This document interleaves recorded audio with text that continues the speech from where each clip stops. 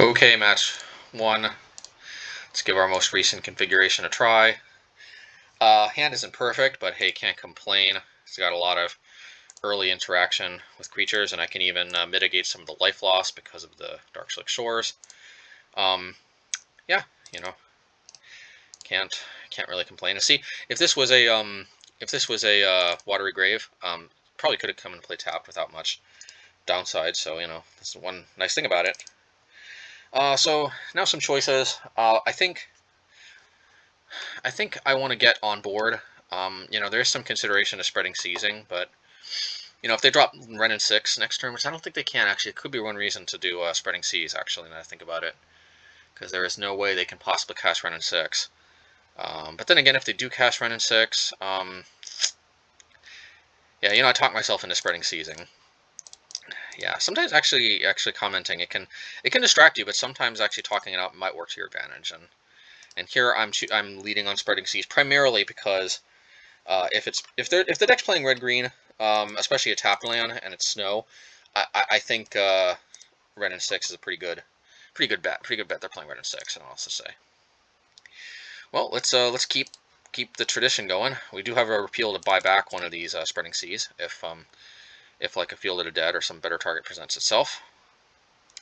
Ooh, there's some conflict here. I kind of want to play the Creeping Tar Pit, but then the Darkslick Shores is just going to come and play tapped later if that is. So I'm just going to play the Darkslick Shores. Yeah, it's unfortunate because a little clunky. This is where the mana base gets a little clunky, but it is what it is. So now suddenly I'm feeling old school Titan Shift vibes. Too many decks play the cycling thicket, but here it is. So we do have to get on board at some point, I think. So better late than never. Better now than, there's no time like the present, as they say, right? So let's see. They're probably going to lightning bolt it, but it's like a strict red-green deck. This is fascinating. All right, cool. Put Lurrus to hand, but I think I'm gonna hold back because they might play Castle Garenbrig. I really hate Castle Garenbrig, but like that is one of those cards that kind of messes with your math. Plus, I may want to actually repeal one of these spreading seas in a turn, just for the card advantage. I don't think this is really doing anything, to be honest, so I guess I might as well. So yeah, draw a card off of their repeal, and then I'll draw another card from playing Spreading Seas again. So it's a nice little trick you can do, and you have nothing better to do. Hopefully I don't get punished somehow. Hopefully this isn't like a Mutavault Trickery deck. Might be. Let's see here.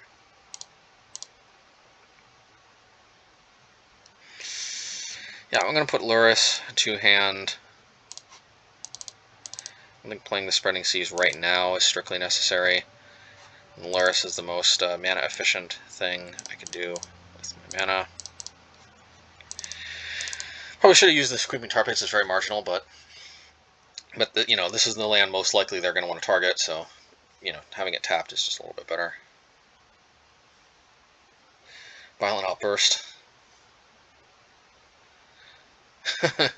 Everybody's playing Violent Outburst nowadays.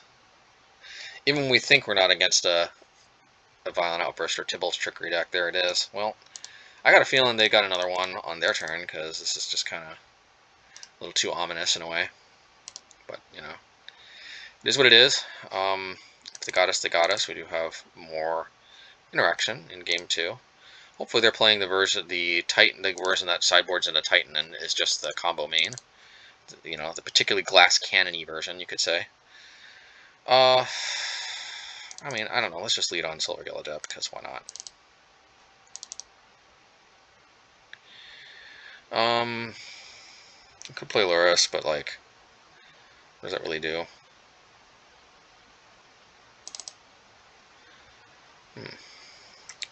Spreading Seas might draw us into a counterspell, which is probably... The thing is, I really don't want to have to play. If we can fade one turn...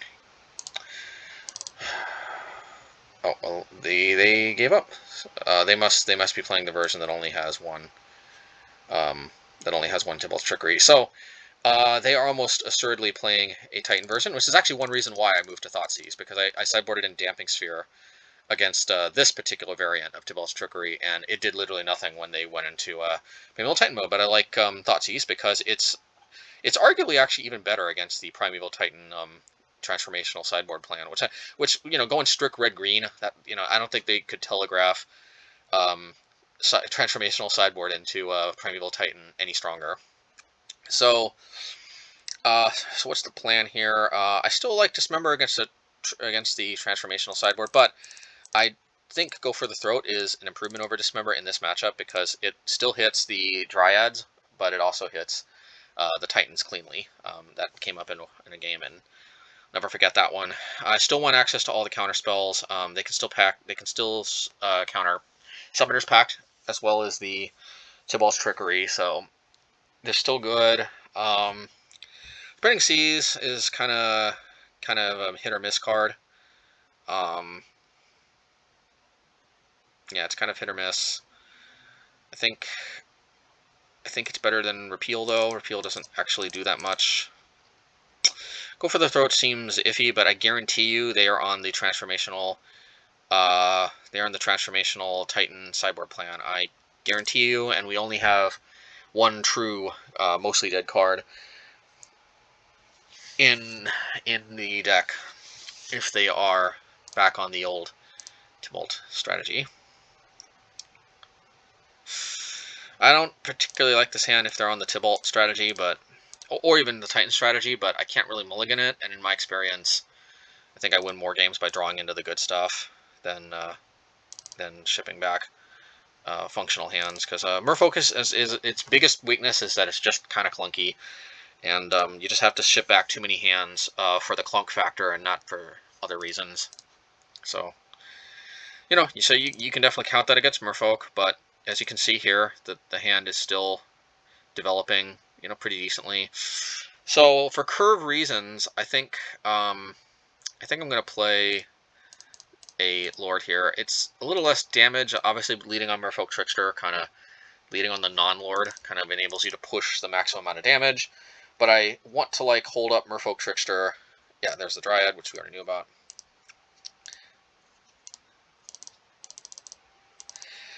Yeah, so I see right here, I can hold up Trickster, and I can hold up Force and Negation cleanly, or Go for the Throat.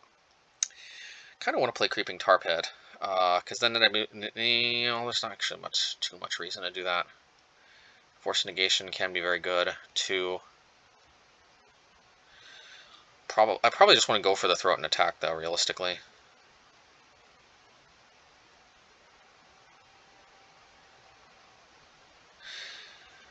Now I'll hold it up. Hopefully they don't go Summoner's Pact, but, slightly better, I think. Well, they did Summoner's Pact, but actually, this still might work to my advantage, because, so we're probably going to end up casting Go for the... do I want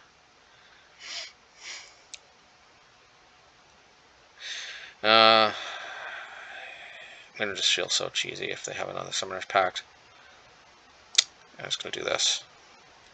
This could be wrong, but I got a feeling in my gut. Yep. I don't know how I have these feelings, but sometimes I just have the feelings. They got another Summoner's Pact. It's just. Oh, and they got the Titan too. Why did they pact and then play Titan? Oh. Okay, so here's what we're gonna do. We are going to, because we want them to get their Valakuts, I think. I don't know.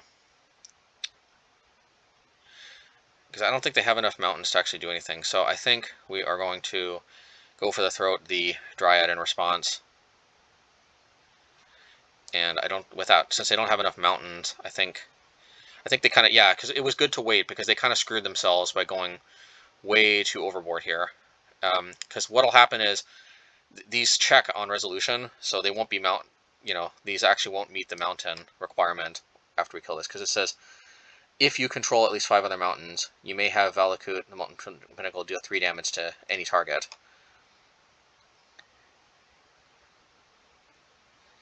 I'm not sure exactly why templating, but like it has to do with, I think, the saying if you control at least 5 other mountains. So yeah, anyway, well, let's hope we didn't get this wrong.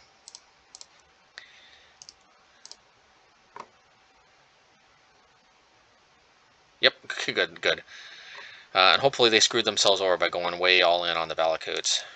Alright, well, definitely Lurrus. Lurrus, I choose you.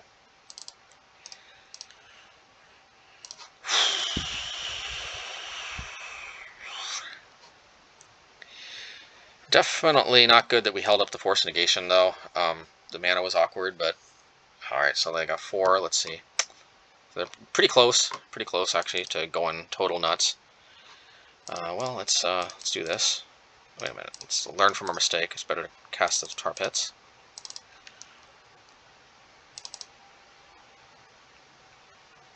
Yeah, let's just cast the Lurrus. Actually, now that I think about it, that was actually a misplay, and I got bailed out by drawing a Black Source instead of an island. Should have tapped the island, just being a little too cute.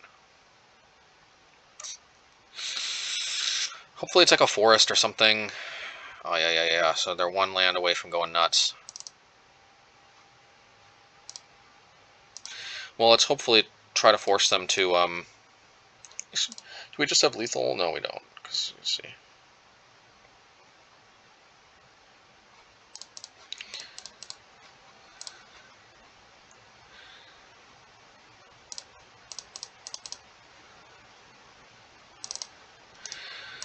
I think we will have lethal next turn if they don't draw something to kill our Lurrus and both our lords.